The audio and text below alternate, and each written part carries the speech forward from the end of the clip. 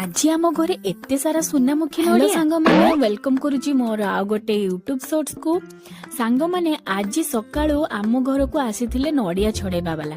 କାହିଁକି ନା ଆମ ଘରେ ନଡ଼ିଆ ଝଡେଇବାର ଥିଲା। ତ ସାଙ୍ଗମାନେ ଆମ ଘରର ନଡ଼ିଆ ଗଛଟି ଏତେ ଲମ୍ବା ହେଇଥିଲା ଯେ ଯୋଉମାନେ ନଡ଼ିଆ ଝଡେଇବାକୁ ଆସନ୍ତି ଯାହାକୁ ବି ଡାକିଲେ ସେମାନେ ଖାଲି ଆସୁଥିଲେ ଆଉ ଗଛ ଦେଖିକି ମୁହଁ ଫେରେଇକି ପଳେଇ ଯାଉଥିଲେ। କାହିଁକି ନା ସାଙ୍ଗମାନେ ଆମ ଭଳିଆ ସେମାନେ ବି ମଣିଷ, ତାଙ୍କର ବି ଜୀବନ ପ୍ରତି ଲୋଭ ଅଛି। କାମ ପାଇଁ ଟଙ୍କା ନଉଛନ୍ତି ତଥାପି ସେମାନଙ୍କର ତ ଡର ରହିବ ନା।